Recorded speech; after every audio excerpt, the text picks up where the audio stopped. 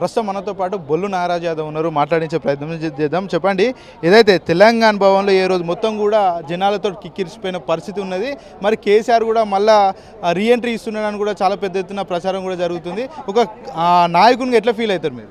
100% అంటే వాస్తవం చెప్పాలంటే మీరు సంవత్సరన్నర కింద ఎలక్షన్ జరిగినటువంటి నేపథ్యంలో ఏదైనా వాళ్ళు అనేకమైనటువంటి హామీలు ఇచ్చారు. హామీలు నెరవేర్చడానికి కేసీఆర్ గారు వాళ్ళకు టైం ఇవ్వాలి అనే ఒక కోణంలోని సంవత్సరన్నర అంటే వాస్తవానికి కేసీఆర్ తెలంగాణ గుండెల్లో ఉన్నాడు. మీరు అంటారు కేసీఆర్ నియోజకవర్గానికి తెలంగాణ ప్రజలకు దూరం ఉన్నాడు అనే ఒక కోణంలో కాంగ్రెస్ పార్టీ దుష్ప్రచారం చేస్తుంది.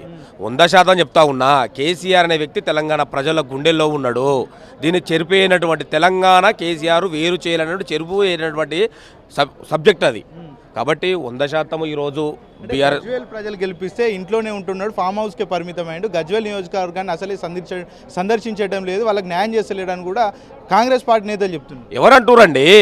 తన ఫామ్ హౌస్ ఉన్నటువంటి తెలంగాణ రాష్ట్రానికి తొలి ముఖ్యమంత్రి కేసీఆర్ ఒక రైతు బిడ్డనే అండి. ఆ రైతు బిడ్డ కాబట్టి గజ్వేల్ నియోజకవర్గంలో ఉన్నటువంటి ఫామ్ హౌస్లో ఉన్నాడు. ఆ కార్యకర్తలకు 100% అందుబాటులో ఉన్నాడు. తన పరిపాలన కొనసాగిస్తూ ఉన్నాడు. ఎవరన్నారండి కాంగ్రెస్ పార్టీ? ఇదే రేవంత్ రెడ్డి కొడంగల్కి ఎన్నిసార్లు వేయండి ముఖ్యమంత్రి అయినాక? ఈరోజు అడుగుతా ఉన్నా, ప్రశ్నిస్తున్నా. 100% తెలంగాణ బిడ్డగా ఈరోజు వాళ్ళు ప్రశ్నిస్తున్నటువంటి అంటారు కదా, కేసీఆర్ గారు గొప్పోడండి, కేసీఆర్ ఎక్కడో అమెరికాలో లేడు. కేసీఆర్ తన కాన్స్టెన్సీ గజ్వేల్ కాన్స్టెన్సీ అనేటువంటి ఒక కూటావేటు దూరంలో ఉన్నటువంటి ఎర్రవెల్లి ఫామ్ హౌస్లో ఉన్నాడు. రేవంత్ రెడ్డి కొడంగల్లో గెలిచినటువంటి రేవంత్ రెడ్డి గెలిచినప్పటి నుంచి సంవత్సరన్నర కాలంలో ఎన్నిసార్లు వేయండు కొడంగల్కు? వాళ్ళ అన్న అయినటువంటి అధికార పార్టీ సంబంధించినటువంటి ఒక అధికార కార్యక్రమంలో పాల్గొంటుండు. ఏం సంబంధం వాళ్ళ అన్నకి ఏమైనా రాసిచ్చిండా? ఇది ఎంతవరకు సంబంధించో మీరు ఆలోచించుకోవాల్సిన అవసరం ఉంటుంది. తెలంగాణ ప్రజలు గమనిస్తూ ఉన్నారు. కాబట్టి మీరు రెడ్డి కూడా చెప్తున్నాడు కదా, నేను అందుబాటులో లేకపోతే నా సోదరుడు తిరుపతి రెడ్డి అందుబాటులో ఉంటాడు నియోజకవర్గ ప్రజలకని. అంటే 100% ఉండుకోండి, వాళ్ళ పార్టీ అంతర్గత విషయంలో 100% ఉండండి. కానీ మేము అడిగేది ఒకటే, పార్టీ అధికారిక కార్యక్రమంలో పాల్గొనడానికి ఆయన ఏమన్నా ప్రభుత్వ ప్రతినిధా? పార్టీ కార్యక్రమంలో పాల్గొనడం మనకు సంబంధం లేదు. ఇప్పుడు మీరు అంటారుగా కేసీఆర్ గారు ప్రజలకు అందుబాటులో లేరనే ఒక అపవాదు సృష్టిస్తూ ఉన్నారు. ఆ అపవాదు సృష్టించే ముందు మీరు ఎన్నిసార్లు అందుబాటులో ఉన్నారు కొడంగల్కు? ఎన్నిసార్లు వేరు? 2-3 సార్లు కన్నా అధిక ఓలే. కేసీఆర్ గారు తన సొంత నియోజకవర్గం ఉంటే గజ్వేలి కాన్స్టిట్యున్సీలోనే నివాసం ఉంటుండు. ఇంకా అందులో ఏముంది మీరు దూరం ఉంటున్నారు అని అన్నారు కదా కాంగ్రెస్ పార్టీ నేతలు. కుటుంబ పాలన తెలంగాణలో కొనసాగుతుంది అని పదే కూడా ఆ మధ్యకాలంలో వాళ్ళు ఒక ట్రెండేజ్ క్రియేట్ చేసి మొత్తం కూడా సోషల్ మీడియాలో హల్చల్ చేశారు. గతంలో ఎవరు? కాంగ్రెస్ పార్టీ కుటుంబ పాలన గురించి మాట్లాడితే దయ్యాలు వేదేలు వల్లించినట్టు ఉంది. కాంగ్రెస్ పార్టీ కుటుంబ పాలన ఇందిరాగాంధీ ఎవరు? రాహుల్ గాంధీ ఎవరు? సోనియా గాంధీ ఎవరు? రాజీవ్ గాంధీ ఎవరండి? మన కొడంగల్ అనేటువంటి రేవంత్ రెడ్డి ఎవరు? కొండారెడ్డి ఎవరు? తిరుపతి రెడ్డి ఎవరు? వీరి కుటుంబ పాలన కాదా? మల్లు రవి బట్టి విక్రమార్క కుటుంబ పాలన కాదా అండి? కేసీఆర్, హరీష్ రావు, కేటీఆర్, కవిత తెలంగాణ ఉద్యమ బిడ్డలండి. 100 రోజులు కేసులు, 100 రోజులు జైల్లో ఉన్నటువంటి బిడ్డలు, తెలంగాణ రాష్ట్ర సాధన కోసం పోరాడి పడినటువంటి బిడ్డలు. ఈరోజు కుటుంబ పాలన అనే ముందు కాంగ్రెస్ నైతిక ఏందో తెలుసుకోవాలి. వాళ్ళ కుటుంబ పాలన కాదా? వాళ్ళు ఏం చేసారు? తెలంగాణకు ఉరగబెట్టింది ఏంది? ఈ దేశానికి వాళ్ళు ఉరగబెట్టింది ఏందండి? దేశంలో వాళ్ళు ముంచిరండి దేశాన్ని. ఈరోజు భారతదేశము ఈరోజు ఇంత వెనుకబాటు తరానికి వాళ్ళ కుటుంబమే కారణము. కేసీఆర్ కుటుంబం వల్ల ఈరోజు తెలంగాణ భారతదేశ చిత్రపటంలో ఈరోజు హైదరాబాద్ నగరం ఈరోజు ప్రపంచ పటంలో తలదిన్న విధంగా ఉన్నదంటే కేసీఆర్ కారణం కాదండి. ఇంత అభివృద్ధి ప్రజారంజకమైన పరిపాలన సాగించి ఈ తెలంగాణ రాష్ట్రాన్ని 28 రాష్ట్రంగా అవతరించినటువంటి తెలంగాణ రాష్ట్రాన్ని తలసారి ఆదాయంలో నంబర్ 1 తెలంగాణ రాష్ట్రాన్ని సాధించింది కేసీఆర్ కాదా?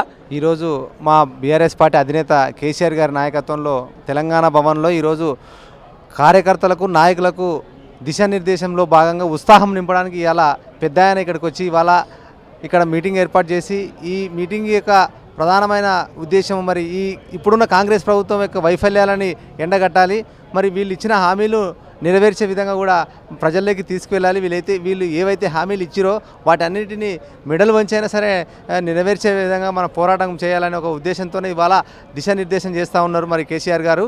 మరి కేసీఆర్ గారు అంటేనే ఒక జోష్. కేసీఆర్ గారు వస్తేనే కార్యకర్తలలో జోషు, బలం, దృఢత్వం, దానికి సంబంధించినటువంటి కార్యాచరణ అన్నీ కూడా ఇవాళ దిశానిర్దేశం చేస్తూ ఉన్నారు. కాబట్టి మరి ఈ రాష్ట్రంలో ఉన్నటువంటి ఇప్పుడున్న కాంగ్రెస్ ప్రభుత్వము ఏదైతే ఉందో మరి వాటి ఇచ్చిన హామీలు 6 గ్యారంటీలు మరి 420 హామీలను తుంగలో తొక్కి ఇవాళ రాష్ట్రంలో రాబందుల పాలన కొనసాగిస్తున్నటువంటి రేవంత్ రెడ్డి యొక్క తతంగాన్ని బయటపెట్టే విధంగా ఇవాళ కార్యకర్తల్లో జోసు.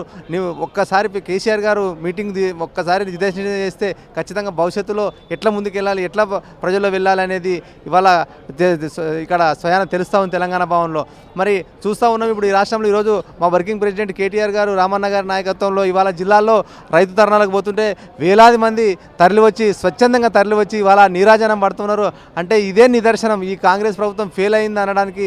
స్వచ్ఛందంగా ప్రజలే ఇవాళ మార్కులు వేస్తున్నారు. ఈ కాంగ్రెస్ ప్రభుత్వంతో అయ్యేది లేదు పోయేది లేదని. కేసీఆర్ ఎలాంటి దిశానిర్దేశాలు కార్యకర్తలు కావచ్చు నాయకులకు కావచ్చు చేశారనుకోవచ్చు? ఇవాళ కేసీఆర్ గారి యొక్క నాయకత్వంలో దిశానిర్దేశం అంటే ఇవాళ రైతులకు కాంగ్రెస్ ప్రభుత్వం రైతులకు ఏదైతే రైతు భరోసా ఇస్తాని రైతు రుణమాఫీ చేస్తానని చెప్పిందో వాటిని పూర్తిగా చేయలేదు, వాటిని కొర్రీలు పెట్టింది. మరి దానిపైన కూడా పోరాటం చేయాలని చెప్తా ఉన్నారు. మళ్ళీ ఇవాళ రాష్ట్రంలో ప్రజలకు ఏ బాధలు వచ్చినా కూడా తెలంగాణ భవన్ వచ్చి తడుతూ ఉన్నారు. మరి హైడ్రా విషయంలో కూడా మరి ప్రజలందరూ పేద ప్రజలను కూలగొట్టి కూడా ఇవాళ వాళ్ళని రోడ్ల మీద తీసుకొచ్చినటువంటి నీచమైన చరిత్ర ఇవాళ కాంగ్రెస్ ప్రభుత్వం. అందుకోసమే ఇవాళ కేసీఆర్ గారి నాయకత్వంలో వాటన్నిటినీ మరి వైఫల్యం ఎండగట్టాలని కార్యకర్తలు జోష్ నింపడం కోసం ఇవాళ ఎక్కడ ఏ పథకం చూసినా ఇంప్లిమెంట్ కాలేదు కాంగ్రెస్ ప్రభుత్వంలో. ఇవాళ ప్రజలను అరిగోస పెట్టిస్తున్నాడు. ఓన్లీ దరఖాస్తుల పేరిట మాత్రమే ఇవాళ పాలన కొనసాగిస్తున్నాడు. ఓన్లీ ప్రజాపాలన కాదు, ఇది దరఖాస్తుల పాలన తప్ప ఎక్కడ కూడా ఏ ఇంప్లిమెంట్ ఏ పథకం కాలేదు. మరి అందులో భాగంగా ఇవాళ గురుకులాలు తీసుకున్నా, ఇక్కడ ప్రజలు రైతులకు తీసుకున్నా, ఎక్కడ తీసుకున్నా కూడా మొత్తం కొర్రీలు పెట్టే ఈ ప్రభుత్వం అంతా కళ్ళబల్లి మాటలు చెప్తా ఉంది. ఇవాళ చూస్తూ ఉందాం కులగణన అని చెప్పింది. కులగణన పేరుతోన ఎంత మోసం చేసింది తెలంగాణ రాష్ట్రంలో. బీసీలను తగ్గించడం అనేది ఎంత నేరము. ఎందుకంటే 2014లో మరి కేసీఆర్ గారు వచ్చినప్పుడు ఇంటింటి సమగ్ర కుటుంబ సర్వే చేసినప్పుడు మరి 85% మరి 85 లక్షల మంది బీసీలు ఉంటే మరి దానికి తగ్గించి ఇవాళ అంటే 1,65,00,000కే తీసుకొచ్చినాడు. ఆ రోజు కేసీఆర్ గారు ఇంటింటి సర్వే చేసినప్పుడు 1,85,00,000 మంది బీసీలు ఉంటే మరి ఎట్లా తగ్గుతుంది? పెరగాలి కానీ తగ్గడం ఏంది? అంటే ఇవాళ ఎస్సీ ఎస్టీ బీసీలను తగ్గించి ఇవాళ ఒక వర్గాన్ని పెంచినారు. అంటే ప్రతి దాంట్లో కూడా ఎక్కడ చూసినా కూడా ఏ పథకం బీసీలకు సంబంధించి కేసీఆర్ చాలా రకాలుగా చాలా కులాలకు కూడా సంక్షేమ పథకాలు అందించారు.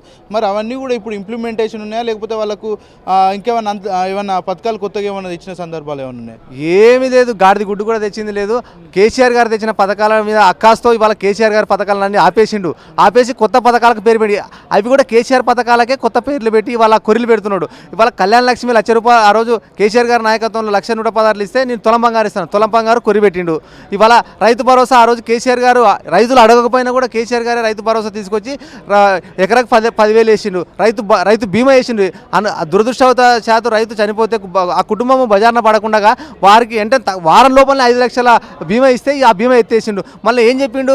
దానికి 15,000 ఇస్తా అని చెప్పి చెప్పిండు. అట్లా కేసీఆర్ గారి పథకాలు ఏవైతే ఉన్నాయో వాటిని కొనసాగించకుండా ఆ కేసీఆర్ గారి పథకాలకి ఇంకా నేను అది ఇస్తా ఇది ఇస్తా అని దానికి రంగులు రుద్ది ఇవాళ గద్దెనెక్కినటువంటి రేవంత్ రెడ్డి ఇవాళ వాటన్నిటిని మళ్ళీ సిగ్గు లేకుండా ఇవాళ రైతు భరోసా చూసుకుంటే 15,000 ఇస్తా అన్నటువంటి మూర్ఖుడు ఇవాళ 12,000 ఇస్తా అని చెప్తున్నాడు. ఇవాళ ఇంకొకటి సంపూర్ణంగా తెలంగాణ రాష్ట్రంలో ఉన్న రైతులకు సంపూర్ణంగా రైతు భరోసా పడలేదు.